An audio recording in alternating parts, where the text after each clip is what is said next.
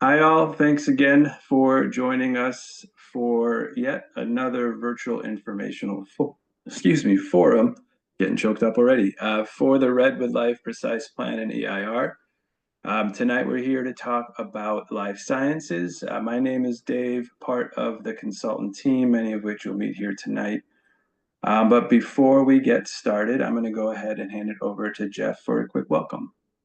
Thank you, Dave. Good evening, everyone. I'm Jeff Schwab, the city's Community Development Director, and thank you for joining us this evening. First, I'd like to say thank you for and acknowledge all of the participation in the prior webinars as well as tonight, and the terrific questions that we've received in those prior webinars. We also recognize that after these webinars, our team, with the help of our panelists, needs to answer questions and publish those results on our project website as soon as possible.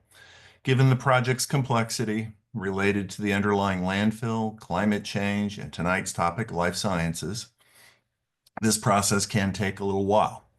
While additional time may concern you, it isn't about our lack of transparency, but more importantly, to adequately answer the questions, collect the responses from our individual panelists and experts, and pull details from technical studies, all to ensure that we're providing you with factual information. Given the complexity of the life science field, we may need a little additional time to share tonight's results and seek answers from additional subject area specialists. Tonight, our panelists have expertise in public policy, economics, and life science industry ecosystem here in the Bay Area in California. And we also have panelists from San Mateo County Environmental Health who regulate and inspect life science facilities in relationship to their use of hazardous materials and the disposal of biological medical waste. We want to acknowledge that we don't have all the expertise available to answer every question about life sciences tonight, but that we will begin the conversation about the industry and highlight the regulatory framework at the county level. And over the next few days and weeks, we will review the questions we received tonight and develop a strategy to address those questions that we can't answer or are not within the scope of our panelists' expertise, to continue to support the community and the project team learning as the webinars are intended to do. And with that, I'll turn it back to the team for the presentation. Thank you. Great. Thank you, Jeff.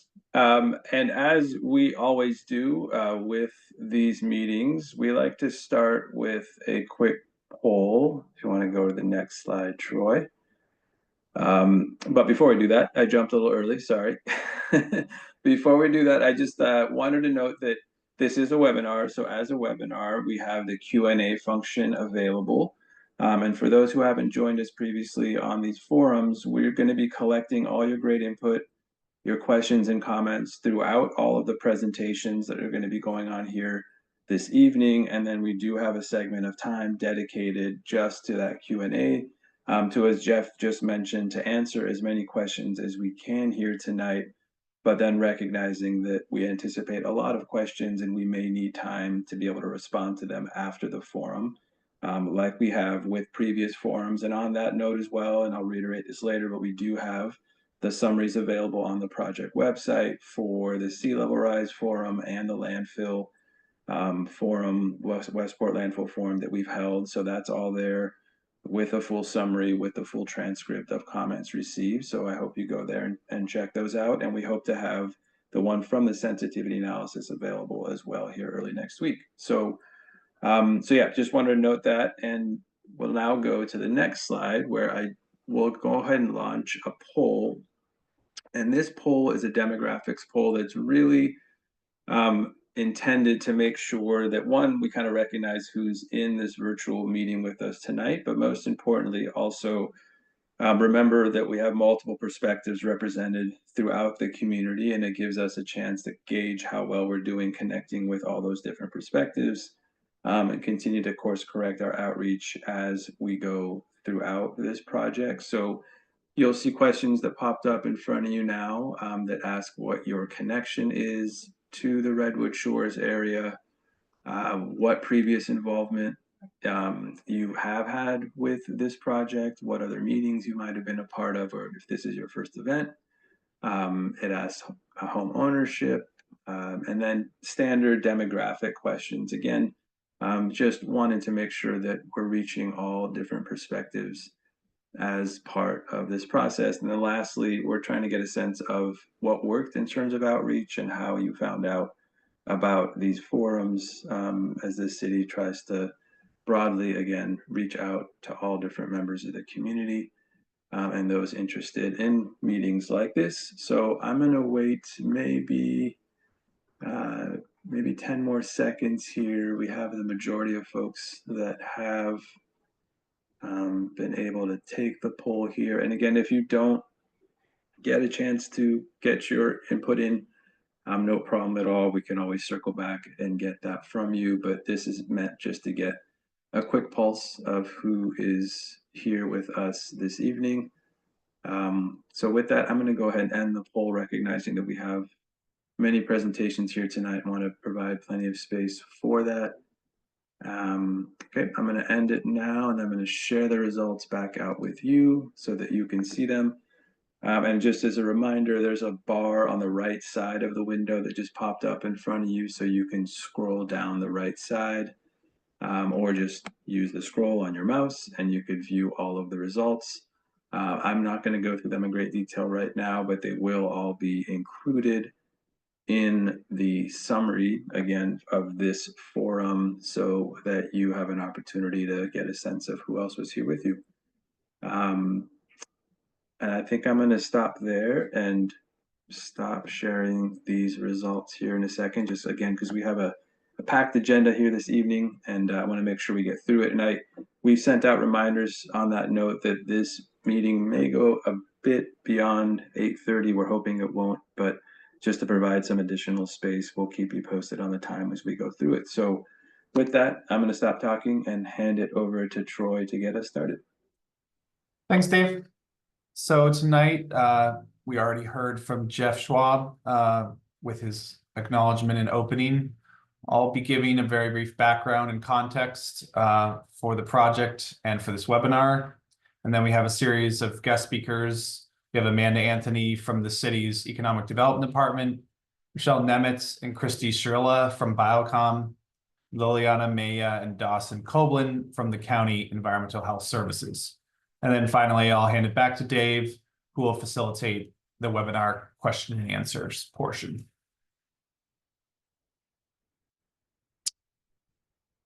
So as I just stated, I'll lead off with a very quick refresher on the Precise Pay and EIR process. We'll have Amanda Anthony discuss the role of life sciences in the city and on the campus of Redwood Life. Folks from Biocom will discuss the role of life sciences in the Bay Area economic condition. And the county guest speakers will discuss regulations on hazardous materials and medical waste. We'll then move to questions and answers regarding this topic. By now, we should all be familiar with the city-led process, but I'll give a very quick reminder about why we're here and what we're doing as part of this process, what we've done so far, and what we'll be doing next.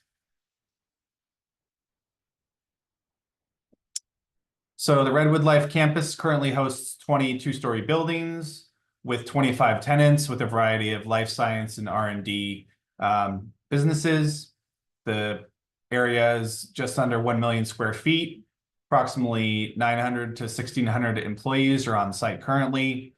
At full occupancy, the site could house up to 4,000 employees. In 2023, in response to the concerns raised by this community, the City Council initiated this planning and environmental impact review process, which really centers around ongoing city-led engagement, such as tonight's info session and the previous info sessions. It focuses on the creation of an alternative that will be studied at an equal level during CEQA to the proposed Longfellow development project, and will also include analysis of benefits and the fiscal impacts of both the project and the alternative. So again, to reiterate, this is a city-led process, not an applicant-led process, and will ultimately result in regulatory documents that will govern future redevelopment of the project, if any. Current phase of work in our process is highlighted in blue. We've recently held two other webinars on the sensitivity analysis and on the landfill. This is the third in the series of info forums. We'll have an additional workshop next week, and our next steps will be to finalize the CEQA project alternatives, which will then turn towards drafting of the plan and the EIR. There will be a workshop this summer on the community benefits and fiscal impacts portion of the project.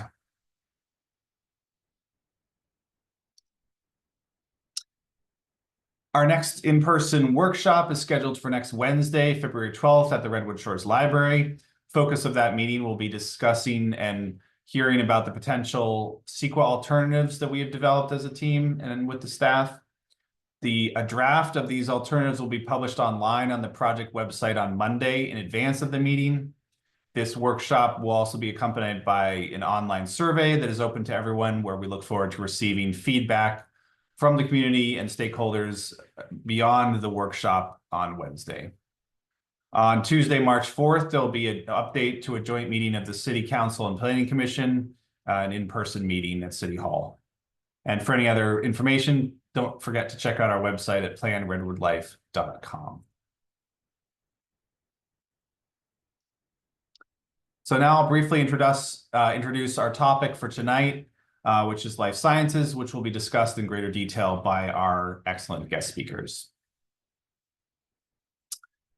So just as a bit of context, laboratories and biosafety research facilities are regulated by a variety of levels of oversight and regulation, starting at the local level through the city's building and fire codes, stepping up to the San Mateo County HOOPA program, which regulates hazardous materials and waste, who is tonight's guest speaker. Then at the state level, we have the Cal OSHA, the Occupational Safety and Health Regulations. And at the federal level, we have the Centers for Disease Control, National Institutes of Health, and USDA Animal and Plant Inspection Services. So we have a variety of levels and layers regulating life science safety. As Jeff mentioned, the focus for tonight's webinar is really on existing life sciences on the campus. It's the economic aspects of life sciences, a Bay Area regional policy and growth context for life sciences, and then the county's regulatory framework for life sciences, which really focuses on waste disposal, chemicals, and hazmat. So now I'll go ahead and introduce our panel presenters. We have first Amanda Anthony from the city's Economic Development Department. We have Michelle Nemitz and Christy Shirla from Biocom, accompanied by Melanie Cohn. And finally, we have Liliana Maya and Dawson Koblin from the County Environmental Health Services. So with that, I'll turn it over to Amanda Anthony from the city. Thank you so much, Troy. Nice to be here tonight. My name is Amanda Anthony. I am the Economic Development Manager for the City of Redwood City. I've been with the city for about a year. And prior to that, I worked with small businesses and work and live in South San Francisco. So very familiar with life sciences, biotech, and economic development from that side. And I'm really excited about talking about this today here. So next slide. We'll talk a little bit about the economics of life sciences in Redwood City and in Redwood Life in particular today. We'll talk a little bit about the industry and ecosystem impacts, and then also the vision and collaboration. So trying to set the stage for what I'm looking at as an economic developer and how this project fits into it. So we'll go to the next slide. In Redwood City, there are 4 major locations for life sciences. Redwood Life is only one of them. The other parts of Redwood Shores have some other ones as well. Seaport Center is a very huge hub. And downtown has a lot. I would say it's not centered in like the core of downtown. Elko Yards is going to be a really big project, but we have other industrial sites through Centennial, Redwood Village, and Stambaugh Heller. So this is spread out throughout Redwood City. We have over 50 businesses that are in diagnostics, therapeutics, medical devices, and AI. I'll talk about AI in a little bit. It ranges from 1 employee to 500 or so. So we've got some really small businesses, some micro businesses, and a lot bigger ones. And as you'll see, many are mid-stage. And many of the Redwood Life project ones are mid-stage. So sometimes these businesses are ripe for sale. Sometimes they're ripe for the next stage investment. And we've had some pretty significant buyouts in the last few years. Auris Surgical Devices was bought by Johnson & Johnson. Genomic Health was bought by Exact Sciences. And recently, Proteologics was bought by Johnson & Johnson as well. So as I said, they're mid-stage, right? They're sort of they've made it past that first viability phase, and they've made it into that second phase of, okay, what's next? Next slide. All right, just to talk about the current economics of Redwood Life, there are at least 14 companies there. That's about a quarter, as I said, of the biotech and life sciences businesses in Redwood City. I should be more specific. Most of our businesses are life sciences. They are not biotechnology in the sense that a lot of people think about. I think the definition is sort of a fluid definition, but I'll say that they're centered in 3 areas. All right, the first one is immunotherapies. Right, this is using genomics to help treat diseases like atopic dermatitis, cancer, and autoimmune diseases. So they're actually using our immune systems, manipulating them, and then making those drugs fight themselves, right? They're not drugs, they're not pharmaceuticals, and I'll get to that. Okay, the second area is devices. So these devices are things that help treat diseases like COPD and chronic pain. And then we've got AI.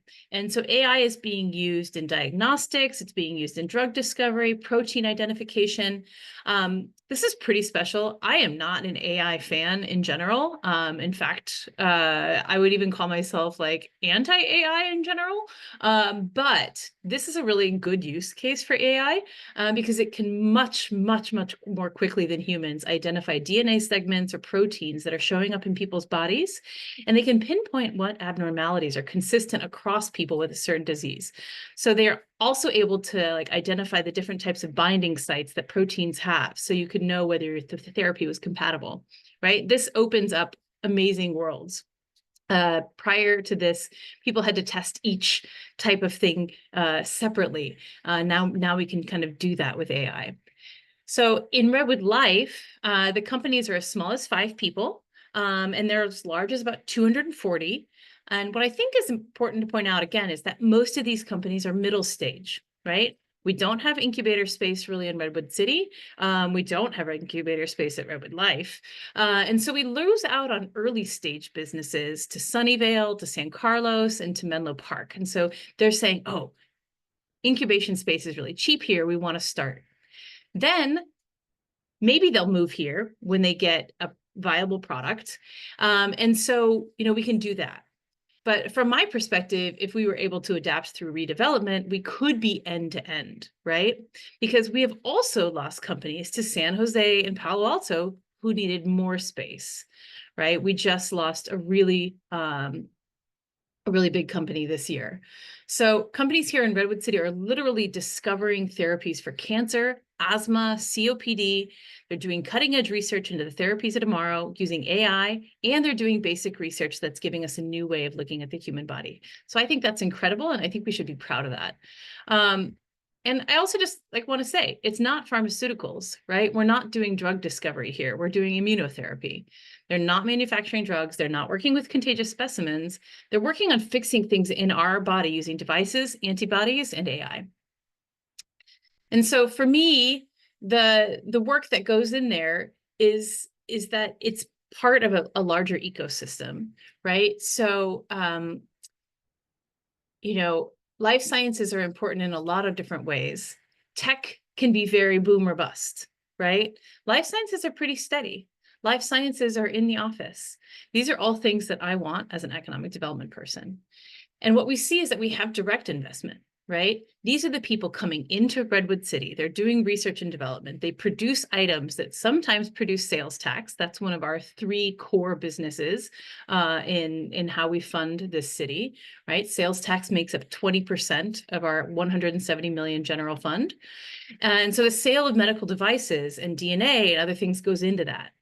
A good example is RS Health, the one I mentioned earlier that got sold to Johnson & Johnson. So they make surgical devices. And so every time that's sold, it's sales tax to Redwood City. That's like worldwide, like because it's based here. All right. We want that. We want that sales tax. And that $136.9 million number in the middle, I said that we lost a business recently to San Jose. That's Procept Biorobotics. They were selling $136.9 million of sales per quarter. That's huge, right? Like that's a lot of sales tax we just lost. And so that was a really big hit. So besides like the direct investment and the direct impacts of life science, we also have the first round of indirect investment, right? And that's like the investments that venture capital is making into the businesses, that are making into the buyouts. And this is trying to give you a sense of the scale of the value of these businesses. One of our firms, LTZ Therapeutics, they're in Redwood Life, recently closed a $20 million round of Series A funding to further develop their myeloid engager pipeline that treats cancer and autoimmune diseases.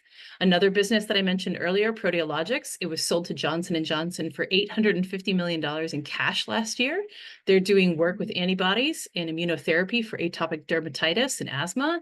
And then Altos Labs is working on longevity work. They have $3 billion in capital and a valuation of somewhere between $6 and $18 billion, right? That's a lot of money, okay? And that means that that money is coming here, and that's good for me as economic development, all right?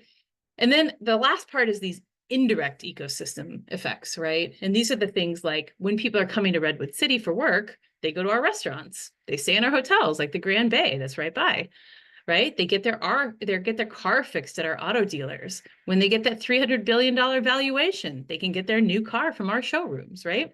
They're starting to think about how to reduce their commute. So they move to our housing and they shop in our grocery stores.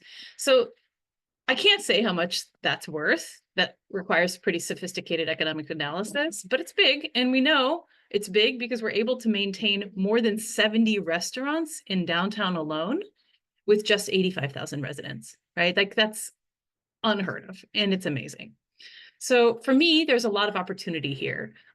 There's the jobs, which I think is really important. It's the basis of our business license tax, which also contributes to our general fund. Having a product is important because it improves the outcomes for people. And having that in Redwood City is really important. But so is the rest of it, right? We want people to have their fancy fundraising dinners in our restaurants and not in San Jose or San Francisco. I forgot to flip you to many different slides. I'm already on like the last slide because I flipped it on my own thing. You can go to the next slide. That's what I was talking about with those numbers. Sorry. And then you can go to the next slide too. Sorry, I just realized that. So the vision I have from an economic development perspective is that we give more businesses a chance to start and especially a chance to grow here. As I mentioned, we don't have a lot of incubation space and we don't have space for those big businesses to grow further. We see that places like Sunnyvale, Menlo Park, San Carlos, they have that early stage support and they can give them priority on new space, right? San Carlos has done this really well. They just say, hey, you're here. Oh, you want to grow? You can just go right next door, right? That company doesn't have to change its routines at all. And I want that. I want people to see Redwood City as their professional home. And I want them to look at us to make it like their life home too. And more than that, I personally want Redwood Life to invest in options that make Redwood Shores a better place to live too. I'd like to see their space for like dynamic restaurant concepts. I mentioned I live in South San Francisco. There's a new concept that opened out in Oyster Point, which is where all the biotech is. It's called The Hangar. It's fantastic. It's got a food hall. It's got a really nice area, a really great vibe. And I think you guys deserve that too. I think there should be family-friendly entertainment options, and so that residents can bike or walk to enjoy good eats and good fun. So that's where I'm coming from an economic development perspective. I'm interested in collaborating, and I'm interested in having our Redwood Shores residents collaborate to bring those benefits to life. So look forward to answering questions later.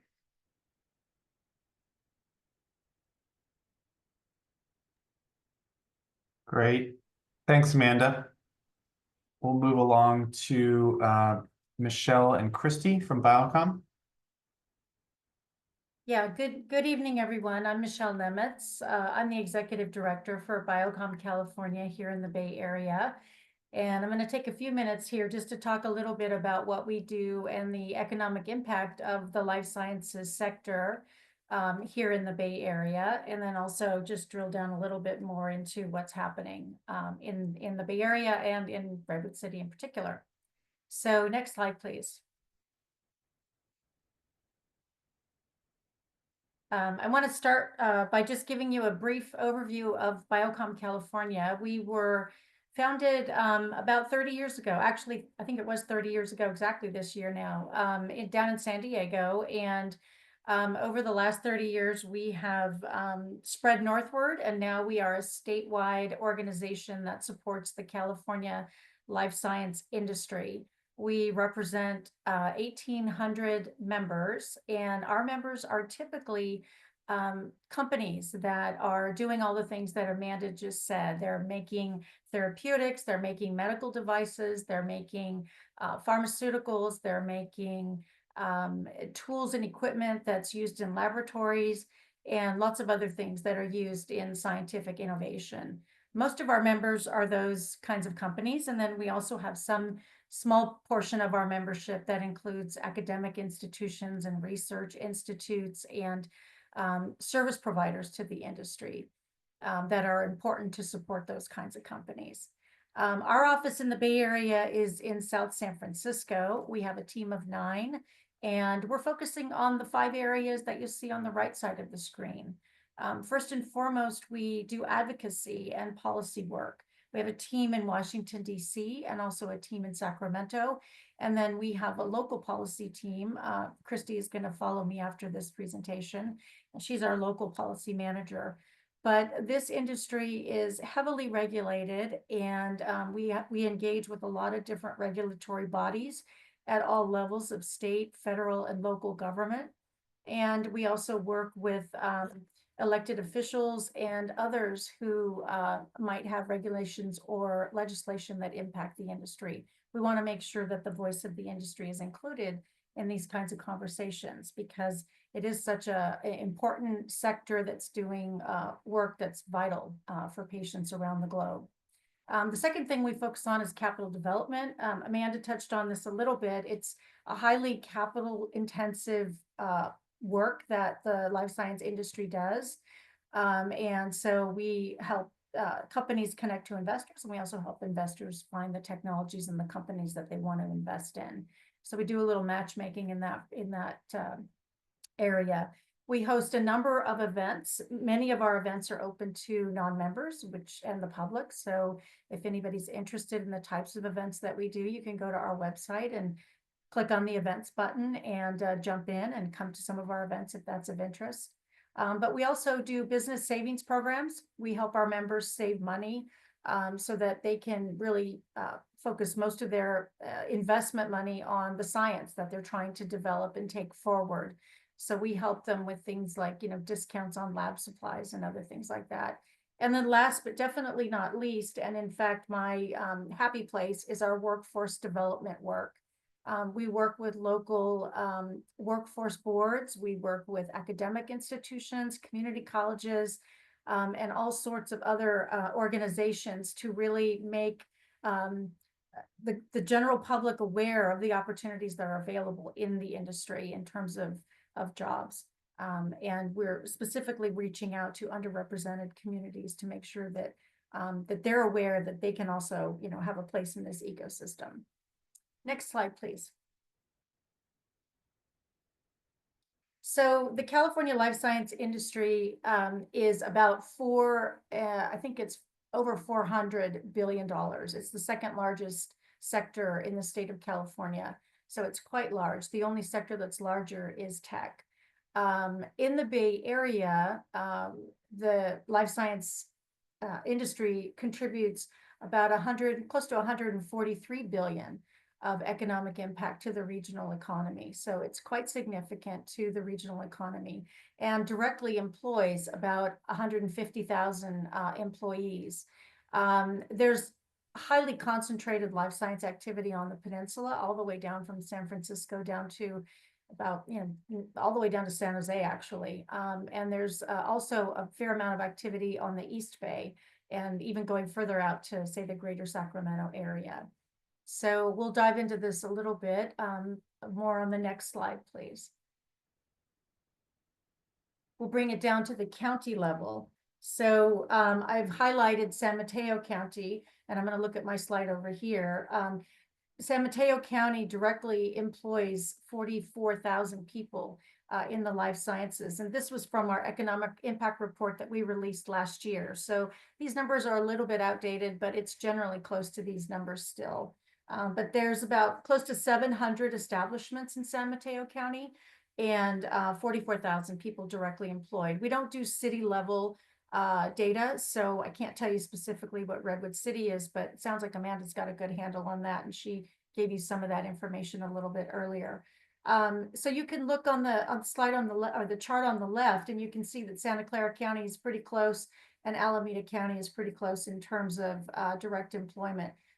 But San Mateo County is the leader in terms of direct employment. Most of those jobs are in San Mateo County are concentrated in the biopharma and the biotech space.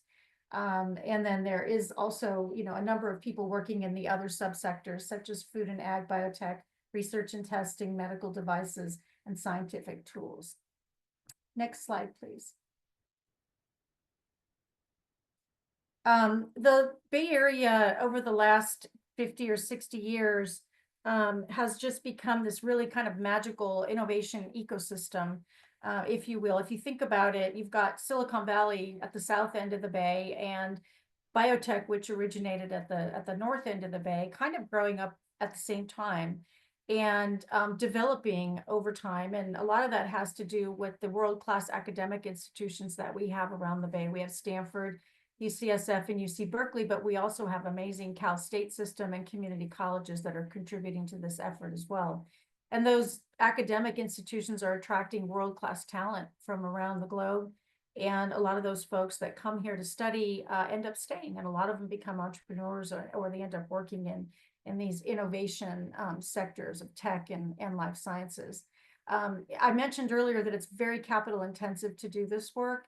And this is where a lot of the capital resides. There's a big venture capital community here. All the banks are here, investment bankers are here. And so kind of all the resources that are needed to start and grow and scale a company are here on that front as well. The Bay Area in general is just a very collaborative environment. There are lots of incubators, as Amanda referenced earlier. And those places bring in, under one roof, lots of different companies. And so while each company is working on their own thing, they're bumping into each other in the halls or around the, proverbial water cooler. And it just creates a whole new level of innovation and kind of inspiration that drives these kinds of things forward.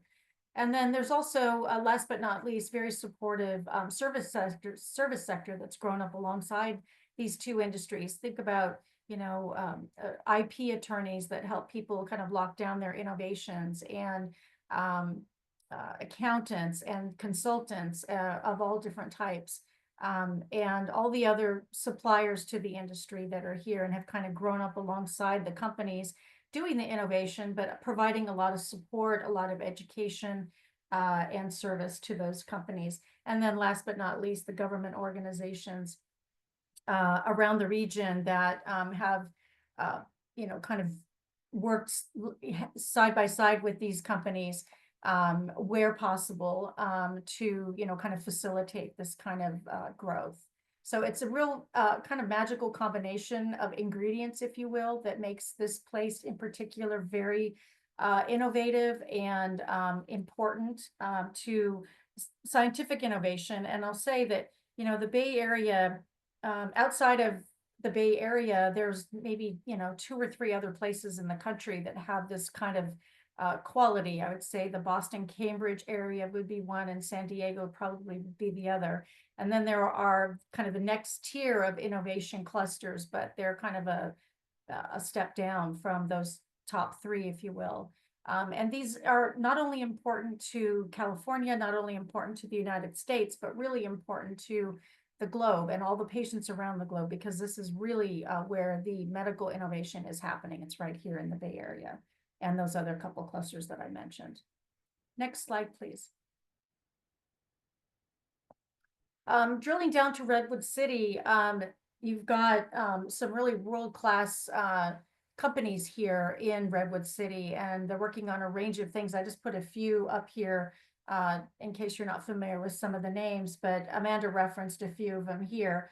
And she mentioned also that they're working on aging research and various diagnostics and so forth.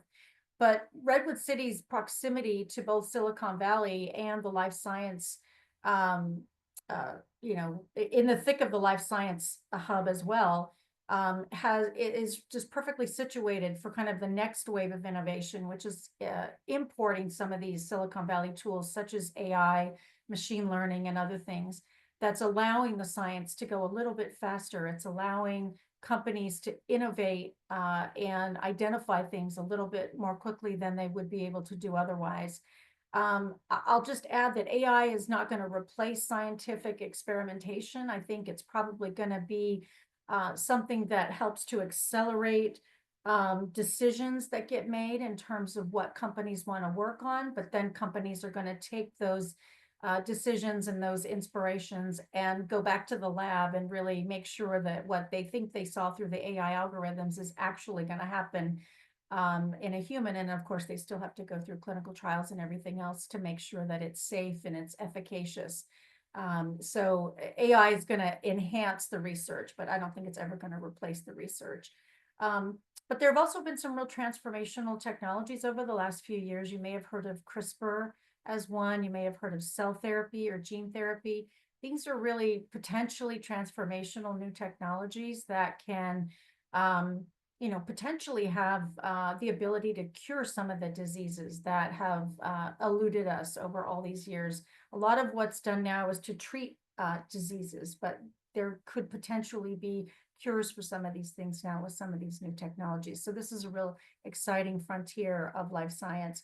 And then I'll mention also that biotechnology is being applied to all kinds of sustainability challenges that we're facing in terms of food production and energy production and materials and things like that. So small but emerging space subsector within the ecosystem that could potentially help us solve some of the big challenges that are out there on the global stage.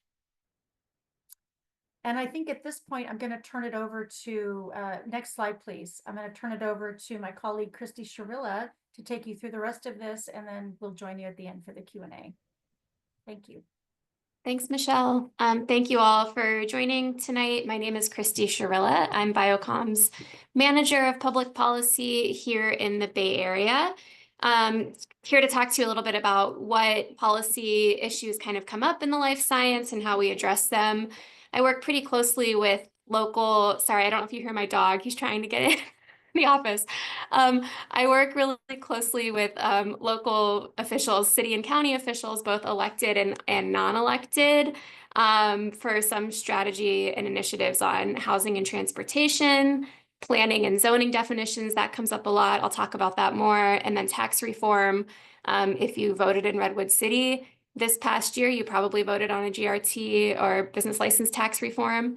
I also, as the policy manager, facilitate our public policy committee and then our facilities and EH&S committee, because many of our facilities and EH&S folks have to work directly with regulators, so that falls under the policy purview. Next slide, please. So I mentioned zoning and building requirements. Identifying and preserving land for manufacturing and R&D is vital to long-term industry stability and growth. So we work with municipalities about how they define life science, what activities are allowed within buildings, where companies can locate and grow, reach codes, which help with building efficiencies, electrification, things like that, development fees, and then individual development plans for large projects, which is something like this tonight. Next slide, please. I work pretty closely with our members on inspection and permitting processes, and we have found that there's a direct correlation between how familiar city staff is with life science and how smoothly that inspection and permitting processes go. I've seen some questions in the chat about different regulatory agencies and who's responsible for what. And this is just a short list of some of them. Everything from building and construction permitting. So that's like Department of Building Inspection. There's engineering, there's hazmat, there's fire, there's security, wastewater, Coupa, Cal OSHA. And I know you'll hear from a couple of the regulators later after me. Next slide, please. We also advocate for expansion of housing availability. This is one of our evergreen policy advocacy, something we work on, especially the moderate income and workforce housing. I know it's a little bit small. I'm not sure if you can see, but in Redwood City in 2023, about 4.5% of the permitted housing units were in the moderate category, and the RENA goal is 17%. So we're happy to work with you on supporting you in getting to that RENA goal, which is 17%. Next slide, please. We support transportation and transit projects for commuting workers. So you'll see a list of some of the projects that we sign letters of support for either state funding or federal funding. The Port of San Francisco and the San Francisco Bay Ferry, they just got a large fund. We helped with that support letter. Caltrain electrification, employer transit and carpool incentives, transit options for commuters. So whether that's BART or Muni or Samtrans, depending on if you're living and working in Redwood City and Redwood Shores, or if you're going to a different part of the county for work. And then for our members, we focus on reliability and accessibility to infrastructure and utilities. Next slide, please. I mentioned earlier that we work pretty closely with counties and cities on taxes. In San Mateo County, I think it was 4 cities, maybe 5, that had gross receipts tax or business license tax reform on the ballot this past year. And I think that they all passed. And for us, we think it's really important that the tax measures are predictable, equitable, transparent, and stable. It's really important that similar businesses have similar tax burdens and that our member companies know and expect what they will be paying in taxes at the end of the year. Michelle also mentioned our workforce development team. We have a workforce development manager who works with economic development teams and local workforce boards and community colleges on mentorship and fellowship programs and even certification programs. Next slide, please. Some of the past and ongoing work that I have worked on specifically right here in Redwood City, zoning changes to allow BSL 1 and 2 in the downtown area. The city was looking to create more lab space, but keeping it within that 1 and 2, BSL 1 and 2 definition. At the end of last year, Keep Innovation in Berkeley passed in Berkeley, which was a legislative package to help companies stay in Berkeley and grow in Berkeley. They get a lot of folks coming out of the university who start small and want to grow, and they were looking to keep those companies within Berkeley. We've hosted sustainability panels. We're currently working on the next one for Earth Day with experts in the industry about greener and more sustainable practices. I mentioned earlier that I facilitate our EH&S and facilities committees, and so we've had Meet the Inspectors roundtables, which puts the regulators directly in a room in contact with our facilities directors, EH&S directors. We work on educating elected officials and the public. It's kind of something we're doing tonight about the safety measures and building standards associated with constructing and operating life science facilities. I mentioned reach codes. We worked with South San Francisco on their building electrification, and then the Bay Area tax reform, which I mentioned earlier. And I think that's it for me tonight. Next slide. I think that's my last one. Yeah, it is. So thank you all so much. And like Michelle said, we'll be back to answer questions later. Thank you, Christy and Melanie. I'll hand it off now to Liliana and Dawson from the county.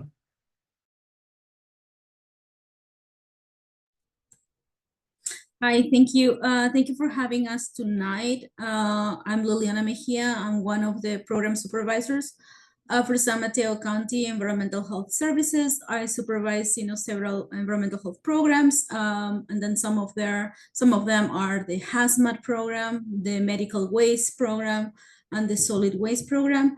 Later on, we're gonna have Dawson, and I'm gonna let Dawson introduce himself.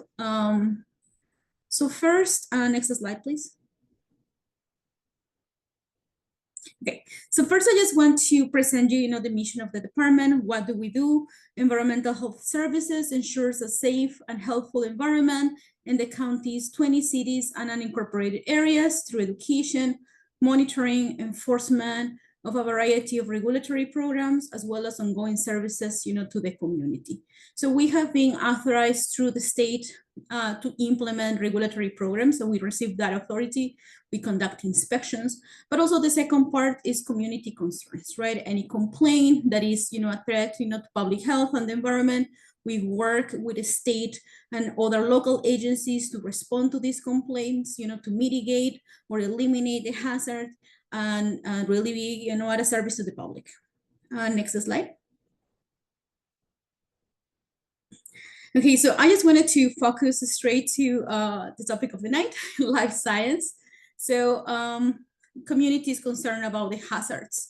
So I just put a short list, actually the list of hazards that we have identified as an environmental health agency in this industry, which could be chemicals.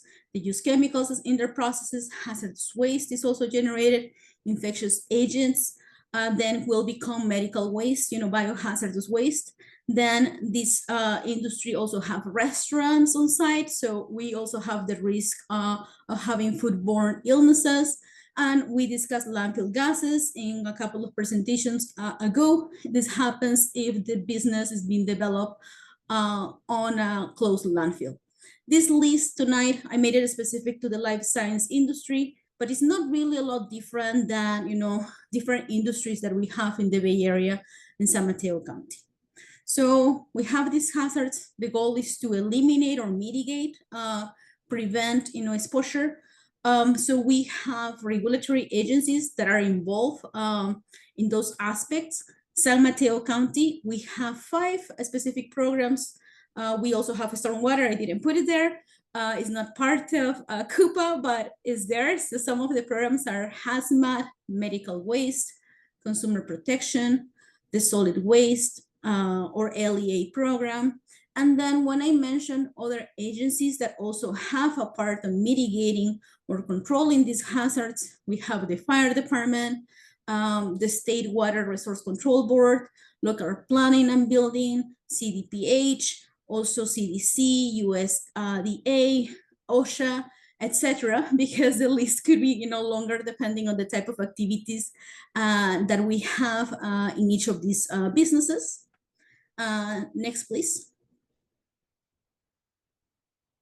So I highlighted infectious agents because I know that that's, really the question, right? What happens there? I put a disclaimer because I'm not an expert on infectious agents. I'm not representing any state agency, just San Mateo County. However, we collaborate with these agencies, right? We're part of this process. We have been doing this service, to the community, all this time. So I can discuss this topic. So when we look at infectious agents, in this type of industry, we can say 2 phases: planning and development, and then the operations. In planning and development, we have different agencies involved, like CDC, depending on what type of agent they're going to bring to the facility. There are some agents that are highly regulated, depending on the amount and the type, and CDC has to issue permits and then do inspections. Also, we have USDA, also based on the type of agency. There are ventilation requirements, so the building department is involved, and also the fire department. And in terms of operations, once they are running, now they have the chemicals on site, they have the infectious agents on site, they have employees on site. we need to make sure that they have a good containment. So containment is engineering controls. This is your fume hoods, your ventilation system, your equipment, your safety cabinets, and then employee safety, right? So I need to make sure because they're going to be working on site. So if things go bad, they're going to be the first ones that are exposed to any of these hazards. So proper PPE, and these requirements are in CALOSHA, any CALOSHA requirements for PPE and containment.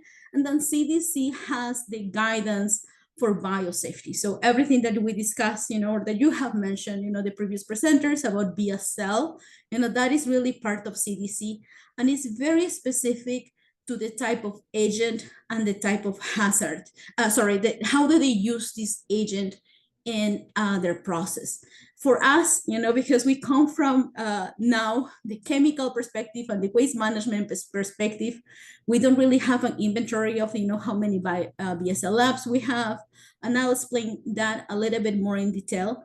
But in terms of operations for our agency, I put chemical storage next to infectious agents because a lot of these infectious agents, biohazardous waste is treated on site. It's disinfected and then can be eliminated through the sewer if it's permitted, by the sewer agency. Also waste management, right? So anything that is biohazardous medical waste, we need to make sure that during generation, transportation, and disposal, it is managed properly. So that we have a huge role. San Mateo County, we also have state agencies that collaborate with us.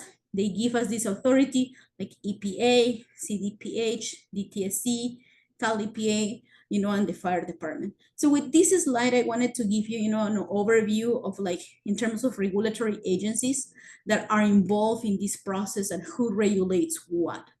The next slides, I'm going to discuss specific programs that we, environmental health, have a presence in terms of enforcement programs in the life science industry. I'm going to present about the Certified Unified Program Agency, and then Dawson is going to present on the medical waste program. Next slide. So CUPA, Certified Unified Program Agency, also this is the hazmat program. So we, San Mateo County, we were the first agency certified in the state to implement these regulations, which groups, different state requirements, federal requirements that are related to hazardous waste and hazardous materials, storage and disposal. These are the 6 programs: the business plan, the California Accidental Release Prevention Plan, the Hazardous Materials Management Plan, the Underground Storage Tank Program, the Above Ground Petroleum Storage Tank Program, and then the Hazardous Waste Generator and Tier Permitting Program. So we do inspections for life science industry. What we have seen is that they are regulated for their storage of chemicals, which is the business plan program, and then the hazardous waste program, that is generation, of any amount of hazardous waste.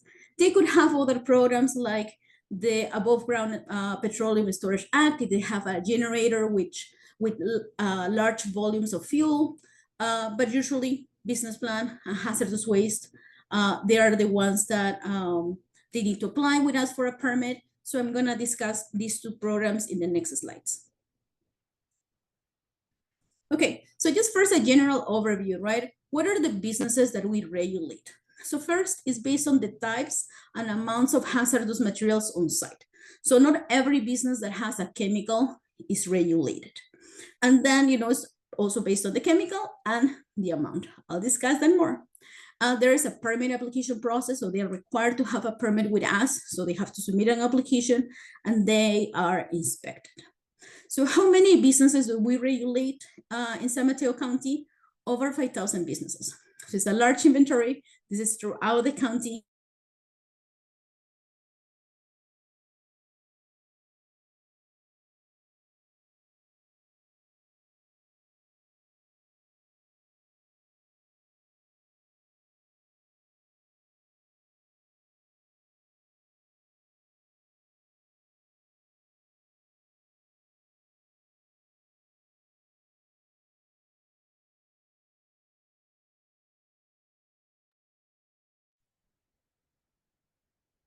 Sorry about this. I thought it was Can you actually see my how end. much waste? Oh, Liliana, I'm sorry. You froze for a good Oh 20 no. seconds. Yeah, no problem. Welcome back. Yeah, Is it okay now? Yep, you're good now. Yeah, so Thank you. maybe go back 30 seconds or so. 30 seconds. Okay, no problem. Thank you. I was discussing about the regulated businesses, and I was mentioning that it's not industry specific. It's about the amount and type of material chemicals that they have on site. And then, this is just the number of businesses that we have with a permit in the county for Coupa, over 5,000. So a large inventory. And then I was introducing the amount of inspectors that we have, and then they have designated districts for their inspections. Frequency of inspections, it could be every year, it could be every 2 years. It depends on the type of chemicals and amount of waste. We will discuss that in a little bit. And then I also included state evaluations because we are evaluated, our agency, every 3 years by the state and all these agencies, the TSC, the Water Board, Cali PA, the Office of the Fire Marshal, to ensure that we are implementing these regulations. We're using our authority, and we are consistent with their expectations and other agencies in the state. Next slide, please. Thank you. So just one slide for the business plan program. What is the goal? Is to minimize, prevent any public health, any release or threatened release of hazardous materials. So it's prevention, mitigation. What facilities are required to have a business plan or required to be in this program?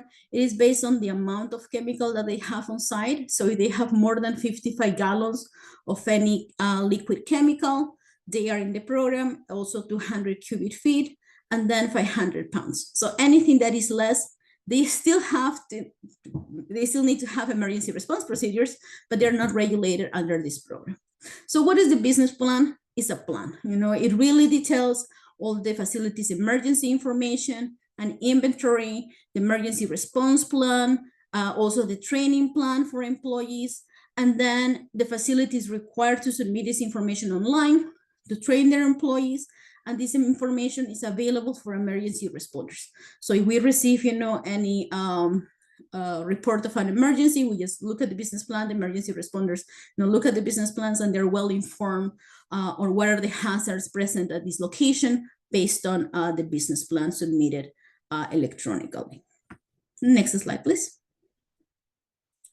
Then we have the hazardous waste generator program, which the mission is to protect public health and the environment by ensuring a safe and legal handling, storage, and disposal of hazardous waste generated in a business. So hazardous waste, it can be a byproduct, it can be a discarded and used material, it can be unused commercial products, or anything that the state really has designated as hazardous waste, or it has a hazardous characteristics such as reactivity, corrosivity, ignitability, and toxicity. So many things in this industry, biotech, life science, after their use, yes, they qualify as hazardous waste. So the regulations are based on the amount of waste that is generated on site. So 2 types of generators, a small quantity generators. If they generate less than 1,000 kilograms per month, they're considered small, and large if they generate more or 1,000 kilograms per month of aggregated amount of hazardous waste. It makes a difference because large quantity generators, they have more requirements in terms of reporting, training, frequency for disposing of their hazardous waste, and also for us, inspection frequency. So small quantity generators are inspected every other year. Large quantity generators, we go every year. Next slide, please. So just like a snapshot, when we do an inspection, this is kind of what we see in terms of chemicals, and then in terms of hazardous waste. Chemicals, we have gases, compressed gases, fuel, acids, hydroxides, alcohols, so a large variety of chemicals. So it is different. And then hazardous waste, anything that is contaminated with hazardous waste, it also becomes hazardous waste. So there's a lot of contaminated lab debris, PPE, equipment, flammable liquids, from their equipment, from their processes, acidic waste, spent chemicals.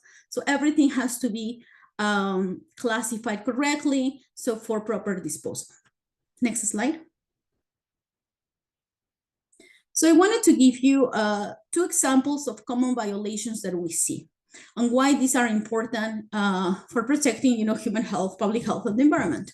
So one is waste determination, right? If we don't classify things, as hazardous waste when they are hazardous waste, yes, there could be an issue with illegally disposing of this waste. So something that is just labeled bad, or that has something scratched is really not well labeled, and that is a violation if we see any of these situations. So once it's identified that it's hazardous, it needs to be labeled and start the proper management of that hazardous waste. Next slide.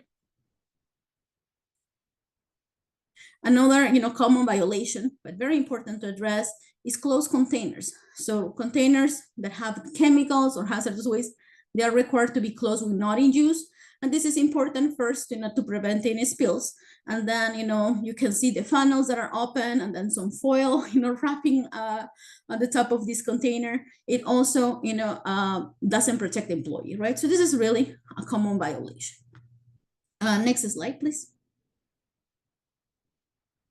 Okay, so facility came, they were inspected, they operated. What happens when they close, right? What is our oversight? So we have a facility closure oversight program. This is for hazardous waste facilities and also for medical waste facilities, and Dawson will cover that, but it's similar. And it includes, cleaning, decontamination, removing any medical waste, any hazardous waste, any chemicals that are on site, and then cleaning and decontamination. It means like these areas have to be zero of any hazards. And then if it's identified that testing is necessary, we require samples. Then the inspectors are there doing a final walkthrough, making sure that nothing is left on site. And then disposal documentation, we need to receive manifests, final reports, any records. And that is a requirement. So we do this consistently. Otherwise, we don't close the permit, and then they will get another invoice, and they're still a regulated site. So that's part of the process. Next slide. Enforcement, right? So we do the inspections, we cite violations, things that are common, less common, what happens next, right? So the state has designated different degrees for the violations. We have minor, class 2, and class 1. So this is designated by the state. Facilities have 30 days to correct these violations. They are issued a notice to comply when we do the inspections. If they don't correct them, they are issued notice of violation, and then giving additional time. If not, we do enforcement. It can be an administrative order, or also it can be referred to the DA for a civil enforcement. So this is, the inspection program, how we make sure that all these hazards are, controlled and mitigated. Thank you. So now I'm just gonna pass these next slide to Dawson.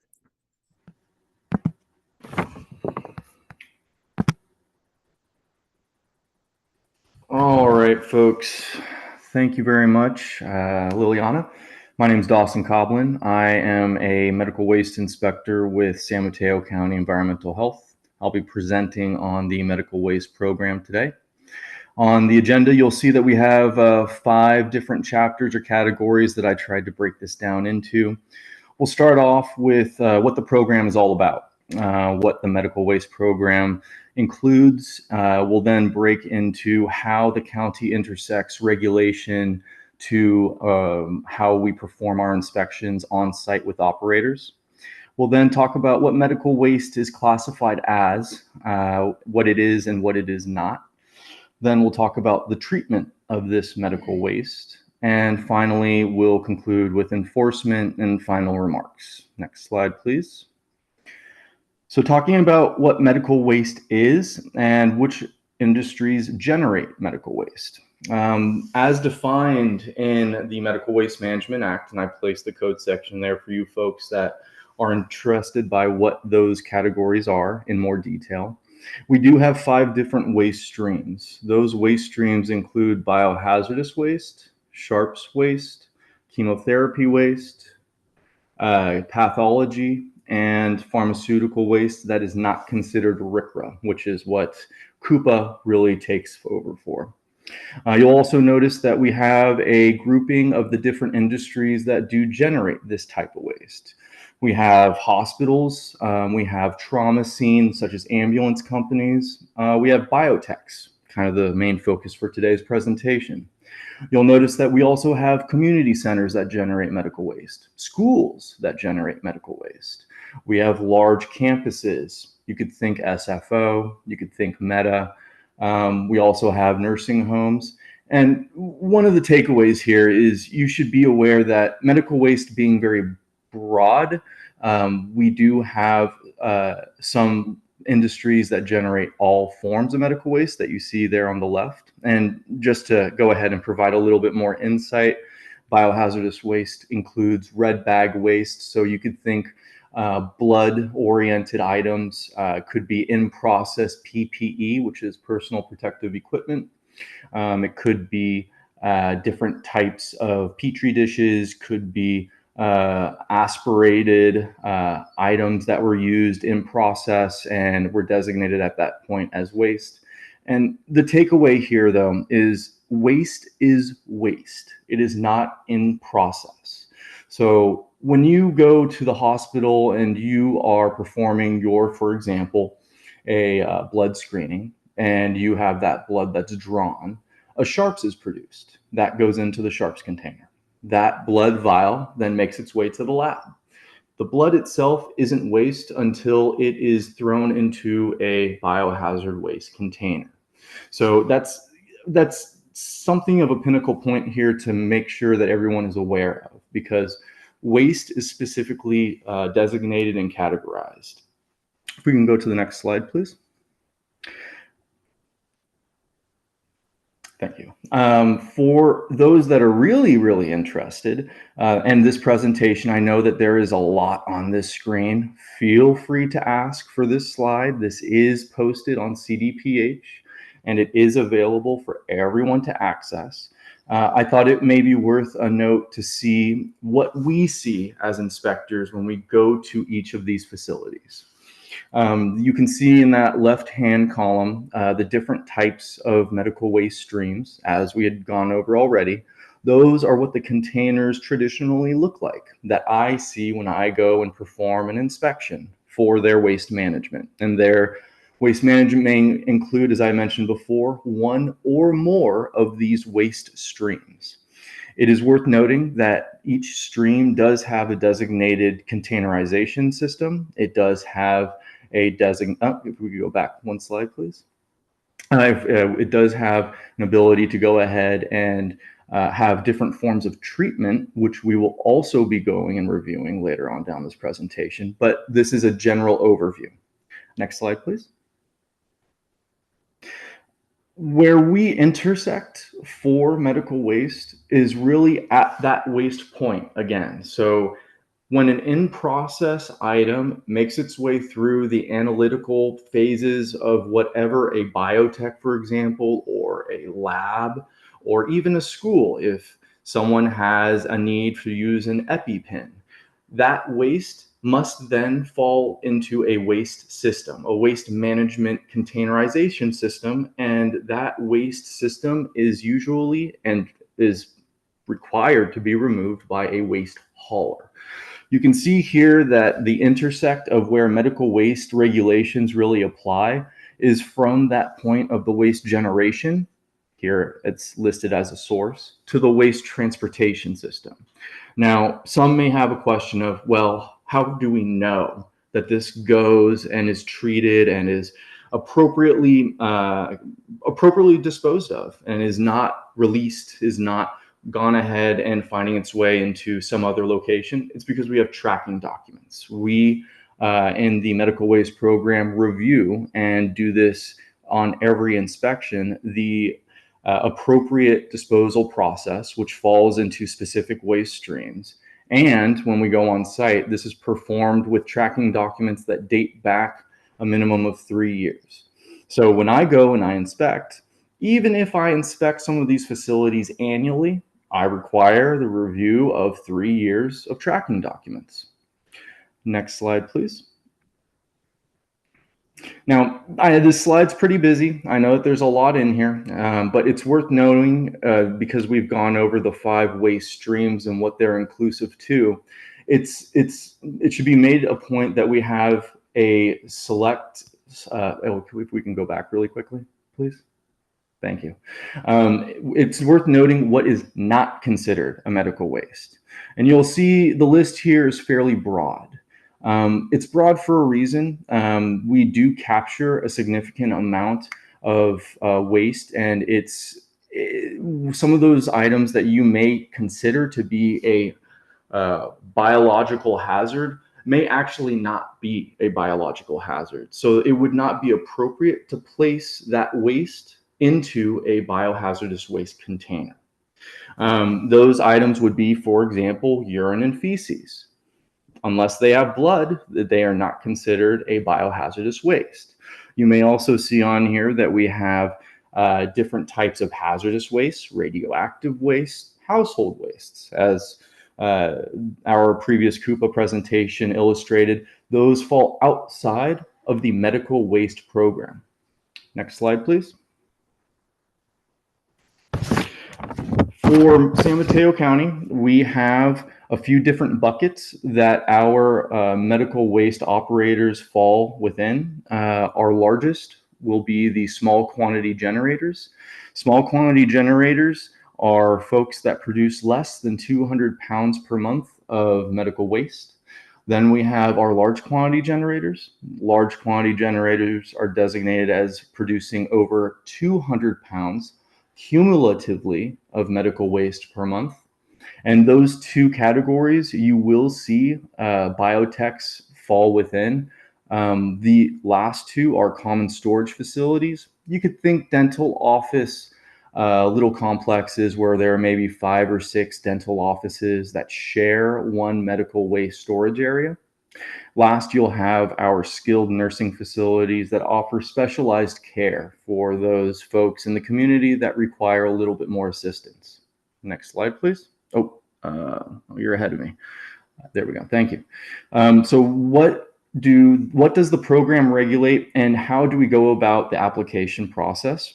We are similar to the Coupa's application process when it comes to processing and onboarding an operator. Specifically, we receive the medical waste management plan, we review it, we then focally go ahead and make sure that we coordinate with the operator to perform an on-site inspection. That on-site inspection does include an opening inspection report, and that report memorializes all of the components that were placed into both the application and the medical waste management plan. We do perform routine inspections, annual inspections for LQGs, again, those folks generating more than 200 pounds per month. And we have biennial inspections for the SQGs. Those would be the folks that generate less than 200 pounds per month. For the individuals that are looking to close up shop for whatever the reason, our process, again, is very similar to the Coupa. We do go on site after receiving a closure plan. That closure plan is a document that is on the medical waste website for those folks that are interested. And when we review it, we confirm the processes for decontamination and assess and make sure that everything from a regulatory standpoint is done correctly. That closure inspection does create a final report, and that report is maintained within the database for San Mateo County. Next slide, please. So let's talk about treatment. When it comes down to treatment of medical waste, again, I try to break this down so it's easy on the eyes. When it comes down to biohazardous waste, again, those are what I call the red bag waste. We offer where we are permitted to regulate within the realm of having the waste being autoclaved, or what is called waste to energy. That is an alternative approved treatment method.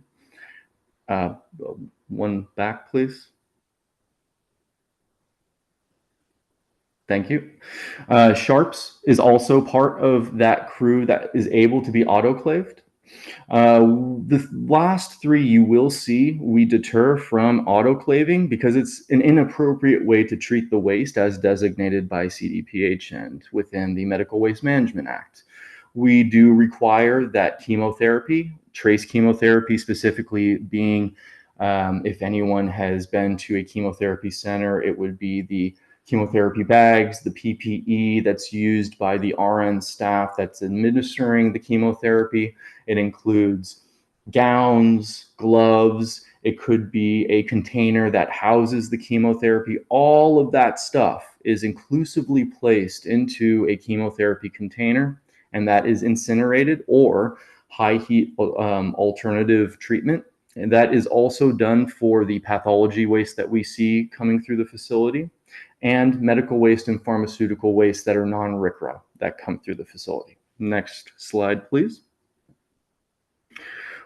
Medical waste program also enforces and has the ability to enforce what we call bad actors or individuals or operations that seem to have repeat violations. This does happen from time to time, and we do enforce accordingly and appropriately. And what within the purview that we can offer, these can be seen throughout the time that we've been in the county, and it is similar to the CUPA's process. And next slide, please. And for the folks that are interested, I figured it might be fun to do a little follow-up. So I would love to hear your guys' thoughts. Which of these are considered medical waste? I'll give you 30 seconds.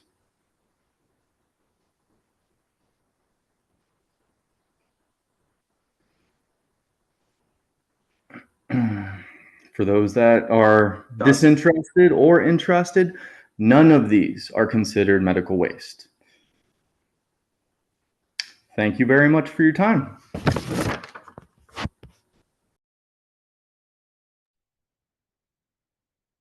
Thank you all for those great presentations. And Dawson, thanks for leaving us on our toes with the pop quiz. I love that.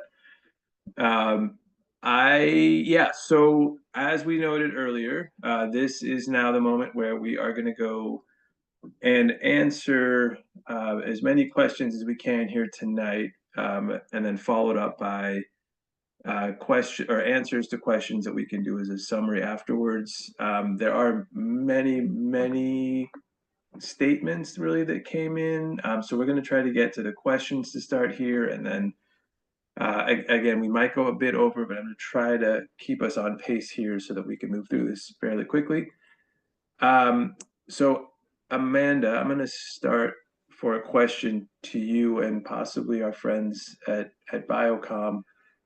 There was a question about just life sciences in general, and that life sciences, Stephen notes that they're at a 10-year low, while speculator money has moved to AI and layoffs are very, very common now. So he's curious why we assume that life sciences are still steady in the industry. I can speak to just Redwood City. We haven't seen layoffs largely in most of our Redwood City firms.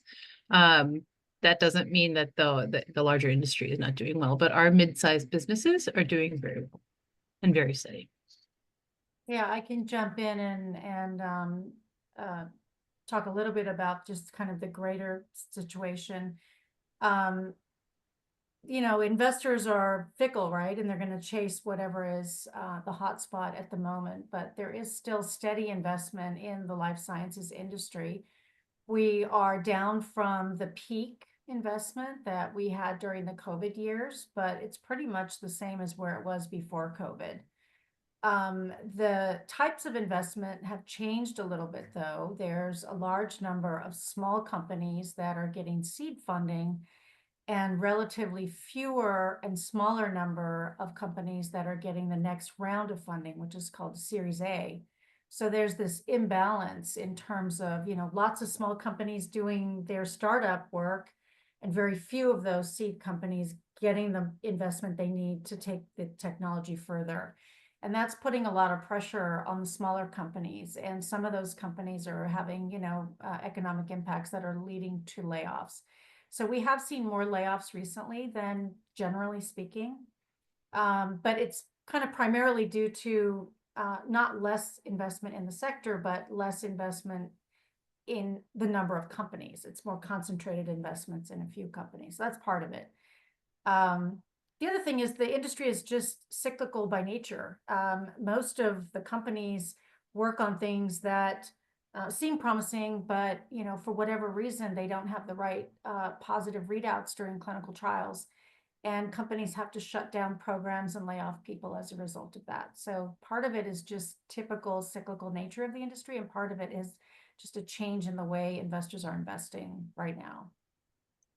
And Michelle, I'm so sorry if I missed that as part of your initial response as I was looking through the questions.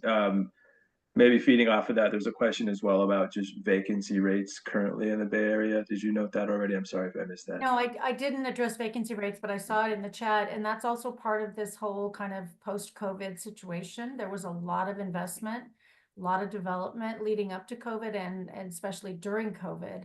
I think around the Bay, it's 25 or 30% probably life science commercial real estate vacancy. So it's a really high number. Very challenging situation for those developers who have built spaces and brought it online recently. But again, I think the industry tends to trend upward, although it's not a straight line upward. It's kind of a curvy line, and so there's ups and downs, but generally trending upward over time. So maybe over time the demand for that space will catch up with the supply, but right now it's a little bit challenging for sure. Got it. Thank you so much. And just a general question related to that for maybe Amanda and or Jeff is what you see as the benefits of life science for the Redwood Shores area in particular, and those residents.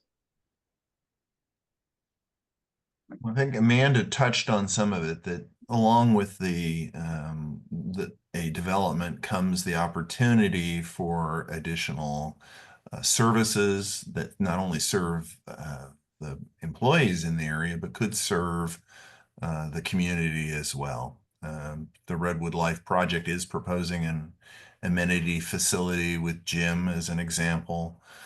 There's open space that's proposed as part of the project. I think Amanda thought, and they currently have a small restaurant, but they could do more. There's the hotel that would have restaurant and conference type facilities that also might serve the community. So there are some things like that that do come with a project that could enhance and provide services closer in. And maybe the other one is in the area of transportation, and that is, with a critical mass of employees and residents, you could have better and more frequent shuttle services and transportation. And I think the Longfellow team has said that they would be willing to consider that. And then partnering that up with some of the other major businesses along the Twin Dolphin Drive area. And the city is also working with Belmont and San Carlos on that, a broader transportation management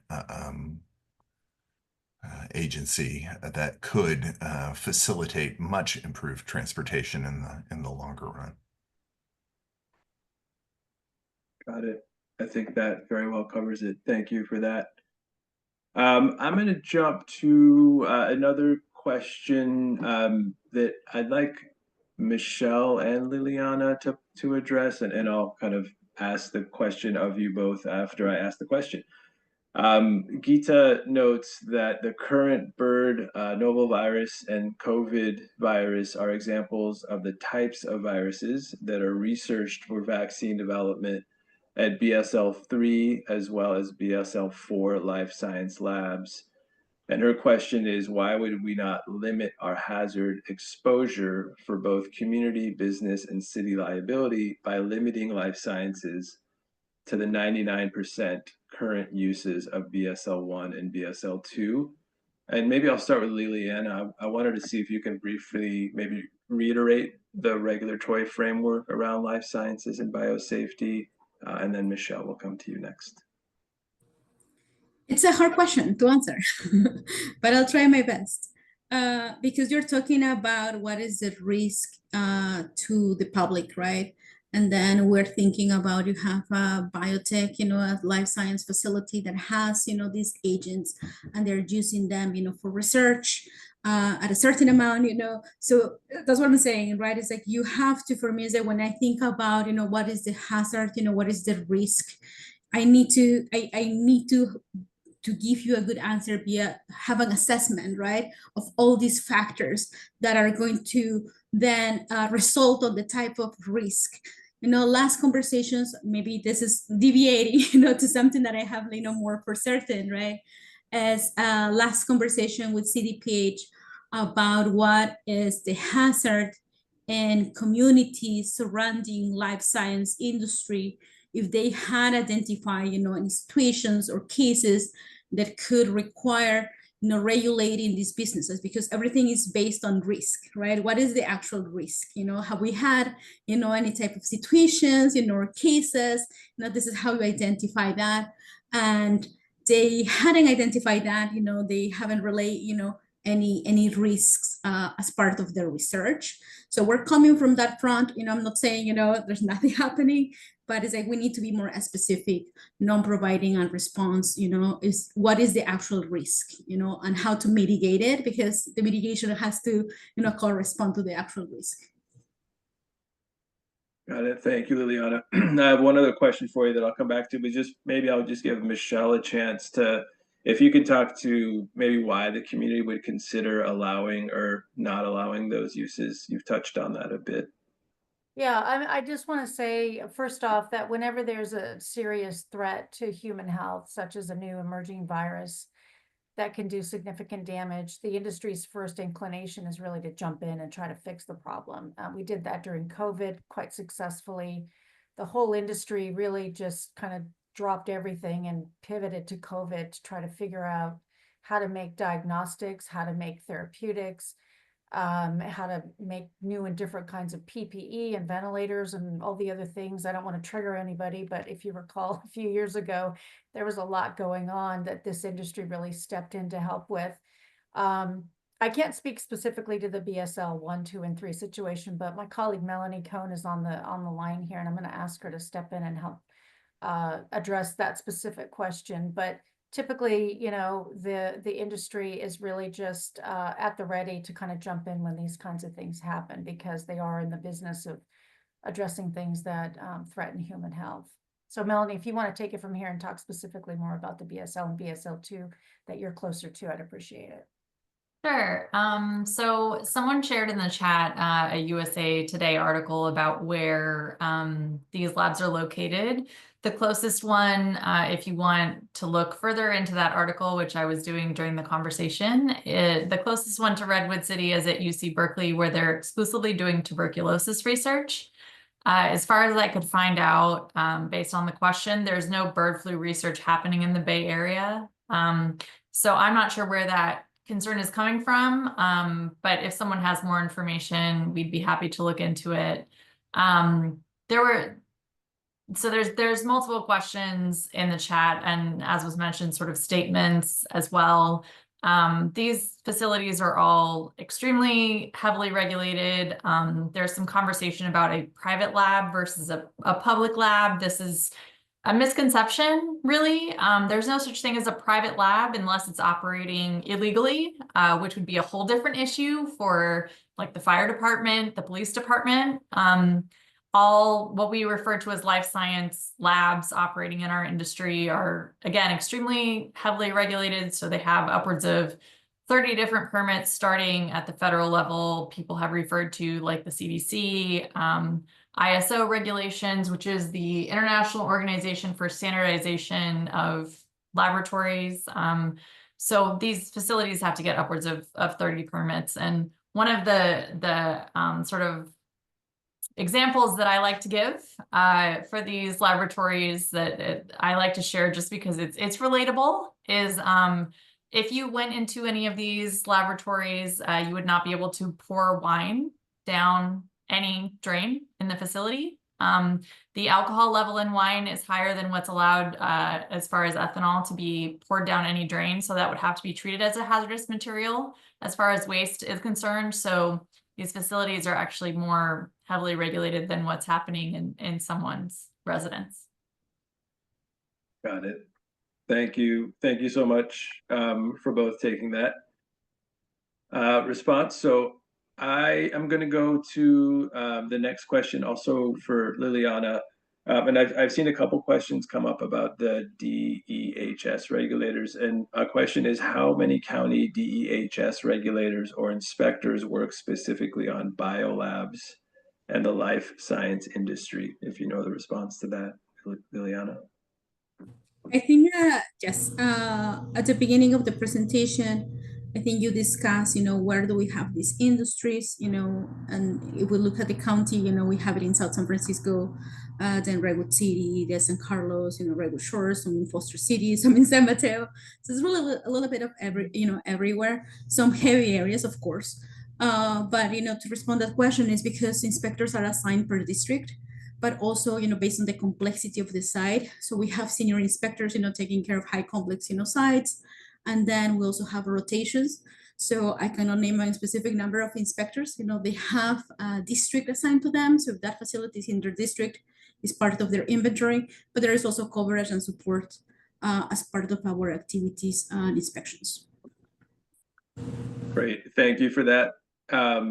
Yes, Dawson, did you want to add to that? Not so much to that, but I keep finding that the BSL-3 keeps popping up. I mean, I really want people to understand that when it comes down to the waste association and the potential of a BSL-3, you have more of a chance of acquiring an illness by touching a door handle leading to the lab and eating than you do from the waste component and the analytics that are performed in a BSL-3. And I think people are losing that sight of what actually occurs. And I think that, kind of refining it down, it's something that we need to pull back on and realize that there are structures, there are agencies, there is a process in place for a reason. Okay. I think it's just like I keep coming around to this, and people are very worried about it. You got to watch out. I mean, like we have H5N1 birds that are dying on the beach. That is the problem, right? Like we need to not worry so much about the labs. Thanks, Dawson. And we're like so deep into this, I didn't even do a time check like I would have liked to. We are a little bit over time at this point, but I'd like to get to a few more questions here. So I really appreciate your patience, both to the panel who are graciously volunteering their time, as well as those in the audience. And just real quick follow-up question for you again, Liliana, is will there be a notification plan when life sciences are nestled within residential communities? And will there be safety separation requirements as in other codes for other cities? You're asking about notification when there is a release, when there is an emergency. And depending on the emergency, yes, depending on the impacted area, yes, and we have done it before, the department and the different emergency responding agencies. So yes, it's part of the protocols depending on what is the situation, the emergency. And then the second part of the question is a zoning question. It's a planning question. So I don't think we have members of the planning department here, but it's basically that. It's a planning question. Got it. Thank you. Let me see. I think we've addressed, I see a bunch of, yes, Liliana, did you mean to raise your hand? Yeah. Yes, I forgot to mention, and I wanted to emphasize, when we discuss, working with other local agencies, and I mentioned, the fire department, we're part of an emergency response network, and the county and the environmental health department is a type, 2 responding agency, for emergencies that we have, a mobile lab, to identify, any mysterious powder And we receive, those type of complaints that these are very common. So I just wanted to speak about, the capacity that we have, and then the existing plans in terms of emergency response. Got it. Thank you so much. Thank you so much for that. And I'm going to come back to a question for Jeff that was asked early on, just so we could bring this to light as well. Acknowledging, and Jeff, you could maybe kind of reference what this is acknowledged to, but acknowledging that city residents were in the event's waiting room, but then expelled when attending an event. And Nina asked that at minimum, they would like the recordings to be available as soon as possible, which they always are as soon as we can right after meetings. But Jeff, I just wanted to give you space to provide input there as well. Yeah, so earlier in the week, we reached out to the business community through the chamber. I mean, we reached out actually at the beginning of the year to all the groups, asked if they wanted to have more closer, smaller group meetings. Initially, a few folks said yes, and then everybody in Redwood Shores decided they'd like the big community meeting that's coming up next Wednesday. But the chamber did appreciate the fact that the city, and the team reached out to them. We provided them with an overview of the project, very similar to what we've done in many of these webinars, explaining the process, the timeline, answered a few questions regarding that. A lot of them were wondering why we were doing this process. So there was just a little bit of, background and knowledge. Gave them an update on the sensitivity studies, which we had in this webinar. So most of this information isn't anything new.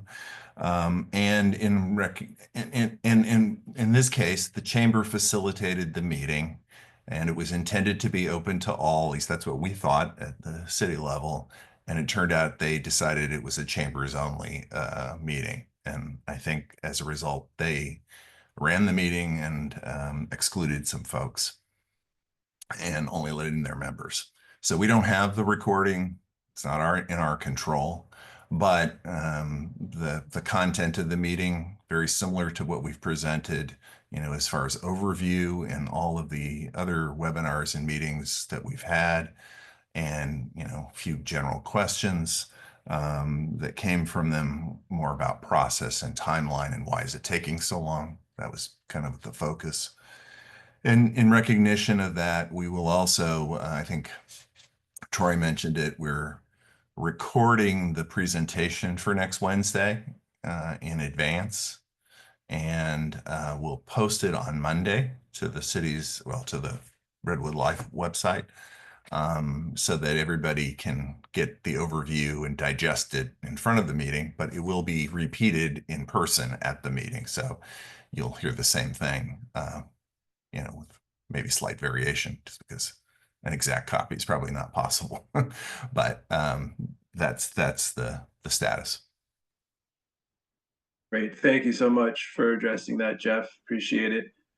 I believe, and just really in the interest of time here as well, there's other statements again that came through, and I believe other questions that we've already responded to. If not, we will go back and do that in the final report out. But just in the interest of time here, I'm going to ask Troy to go ahead and bring up the final slides and just walk us through next steps again. Thanks, Dave. So as we mentioned earlier on, next week on Wednesday, we'll be holding the in-person workshop at the library, as we have in the past. We'll be starting at 5:30, running until 7:30. We'll be giving a presentation about the content of the alternatives, and then we'll be circulating in an open house style to receive your feedback on those alternatives. Ahead of the workshop on Monday, we'll post, as Jeff just said, a video recording of that presentation and the alternatives themselves. And then there'll be an online survey that will be opened and held open beyond the duration of the workshop. So even if you can't make it to the workshop, we'll look forward to receiving your feedback online. Then on Tuesday, March 4th at the City Hall, there'll be a joint meeting of Council and PC We'll be discussing some of the feedback we've heard so far in this process, the sensitivity findings, and sort of an overview of the potential alternatives. That will be March 4th. And again, feel free to please check our website regularly and sign up for the email list so you can stay up to date. Thanks. Great. Thank you, Troy. And just want to reiterate that we thank you for all of your great questions and comments, and we're going to go ahead and take those and put them into the summary and then report back out on the project website along with a PDF of this presentation and the video as soon as it's ready. And I just wanted to say a great big thank you again to our panel. Thank you so much for your time and effort and volunteering to be part of this. That was a huge help. And thank you all to the participants that joined us tonight. And we look forward to seeing you at one of those meetings coming up in the future. So thank you again. Have a great evening, and we'll see you again soon. Bye-bye.